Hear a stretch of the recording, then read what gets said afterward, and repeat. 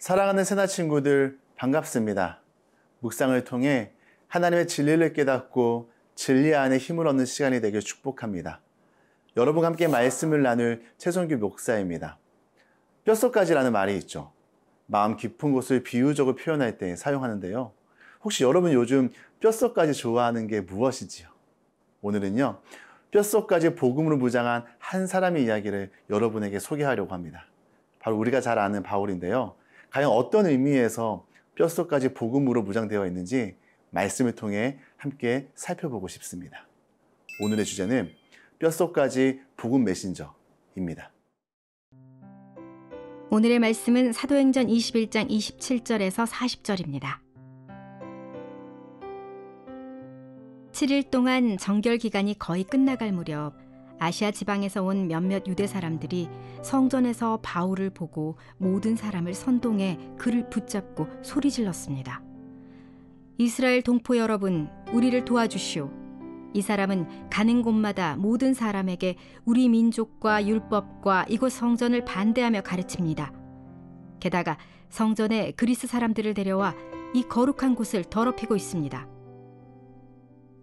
그들은 전에 에베소 사람 드로비모가 바울과 함께 예루살렘에 있었던 것을 보고 바울이 그를 성전 안으로 데려갔을 것이라고 짐작했습니다. 그러자 온 도시가 소란해지더니 사람들이 몰려와 바울을 붙잡아 성전에서 끌어내었고 성전 문은 곧 닫혔습니다. 그들이 바울을 죽이려고 하자 예루살렘 도시 전체에 난동이 일어났다는 소식이 로마 군대의 천부장에게 알려졌습니다. 그는 즉시 몇몇 백부장들과 군인들을 데리고 군중에게로 달려 내려갔습니다. 난동을 일으킨 사람들이 천부장과 군인들을 보자 바울 때리던 것을 멈췄습니다. 천부장이 다가가 바울을 체포하고 2개의 쇠사슬로 묶으라고 명령했습니다. 그러고 나서 그가 누구며 또 무슨 일을 했는지 물었습니다. 군중이 제각각 다른 소리를 질렀습니다. 그래서 천부장은 소란만 일 뿐 진상을 알 수 없는 까닭에 바울을 병영 안으로 끌고 가라고 명령했습니다. 바울이 층계에 이르자 군중이 더욱 난폭하게 굴어 군인들이 그를 둘러매고 가야 했습니다. 따라가는 군중은 계속 그를 없애버려라 하고 소리쳤습니다. 군인들이 바울을 병영 안으로 데리고 가려는데 바울이 천부장에게 제가 한 말씀 드려도 되겠습니까? 하고 물었습니다. 그리스 말을 할 줄 아시오? 그렇다면 당신은 얼마 전에 폭동을 일으켜 4,000명의 자객을 이끌고 광야로 나간 이집트 사람이 아니오? 바울이 대답했습니다. 나는 길리기아 지방의 다소에서 태어난 유대 사람으로 그 유명한 도시의 시민입니다. 제가 저들에게 한마디 전할 수 있도록 허락해 주십시오. 천부장의 허락을 받고 바울은 층계 위에 서서 군중들에게 손을 흔들어 조용하게 했습니다. 잠잠해지자 바울이 히브리 말로 연설을 했습니다. 27절 말씀 함께 읽겠습니다. 7일 동안의 정결 기간이 거의 끝나갈 무렵 아시아 지방에서 온 몇몇 유대 사람들이 성전에서 바울을 보고 모든 사람을 성동해 그를 붙잡고 7일 동안의 정결 기간이 끝나갈 무렵 문제가 발생합니다. 아시아에서 온 유대인들이 선동하죠. 그래서 바울을 끌려나가게 합니다. 이 유대인들은 바울이 이방인들을 성전에 들여서 바울이 성전을 모독했다고 오인했습니다. 당시 성전에는 이방인들이 들어갈 수 있는 한계선이 있었는데요. 이방인들의 뜰이 있고 거기를 넘어서는 안 됐습니다. 그래서 그 당시에 경고문이 새겨져 있었는데요. 그 경고문을 보면 다른 민족 사람들이 이 구역을 넘어 성전 안으로 들어갔다가 붙잡히면 누구라도 죽임을 당할 것이며 그것은 그 자신의 책임이다. 이런 경고문이 헬라어와 라틴어로 돌에 새겨 놓아져 있었습니다. 그런데 아시아 지방에서 온 유대인들이 에베소 출신인 드로비모를 알았는데요. 이 드로비모가 바울과 함께 있던 것을 유대인들이 본 것이죠. 그리고 바울이 이방인이었던 드로비모를 성전에 데려갔을 거라고 추정하는데 사실은 가짜 뉴스입니다.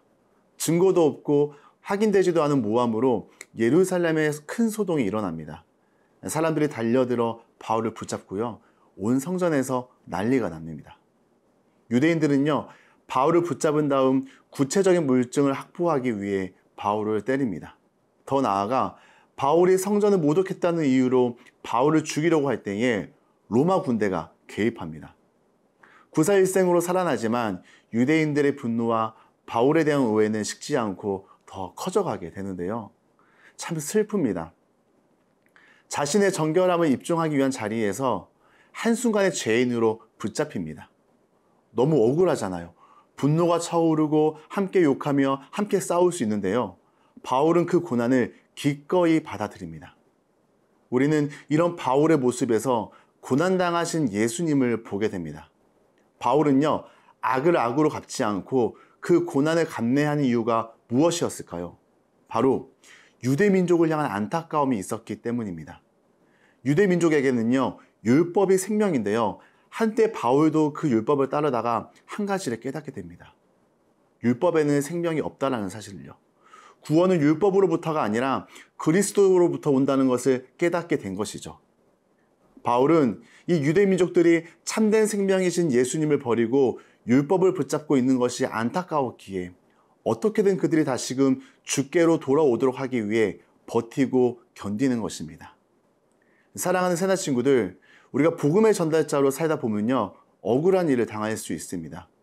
그때 우리가 기억할 것은 살아계신 하나님이 결코 우리를 내버려 두지 않으신다는 것입니다. 이방인이 로마 군대를 통하여 바울을 살리셨는데요. 하나님이 우리를 살리신다는 사실을 늘 기억하며 오늘을 살아가는 우리 새나 친구들이 되길 축복합니다.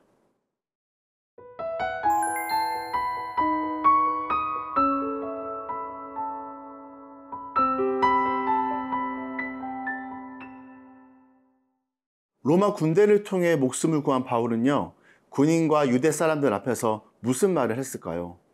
만약 여러분이 바울의 상황이라면 어떤 말을 하실래요? 사실 저라면요, 저는 억울합니다. 나는 그런 잘못을 결코 한 적이 없습니다. 그것은 거짓 뉴스입니다. 이 유대인들이 거짓 소문으로 나를 죽이려 합니다. 이 사람들을 처벌해 주십시오. 이런 이야기를 할 것 같은데요. 근데 바울이 어떤 말을 하느냐? 39절 말씀 함께 읽겠습니다. 바울이 대답했습니다. 나는 길리기아 지방의 다수에서 태어난 유대 사람으로 그 유명한 도시의 시민입니다. 제가 저들에게 한마디 전할 수 있도록 허락해 주십시오.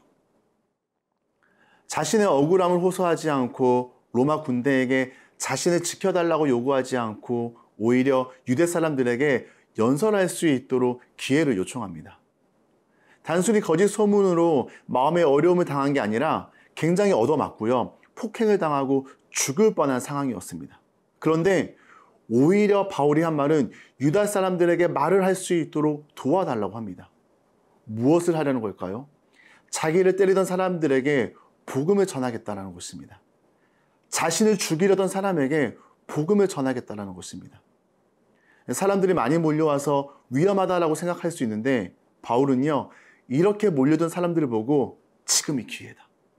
복음을 전할 그때다. 이렇게 생각을 한 거예요. 복음에 대한 열정을 엿볼 수 있죠. 매를 맞든 오해를 받든 공경에 처하든 바울의 관심은요, 오직 복음, 그 복음을 전하는 삶이었습니다. 오늘 제목처럼 바울은 뼛속까지 복음 메신저였습니다. 바울이 이렇게까지 복음을 전한 것은 복음에 대한 깊은 확신이 있고 복음만이 자신의 민족을 살릴 수 있다고 생각했기 때문인데요.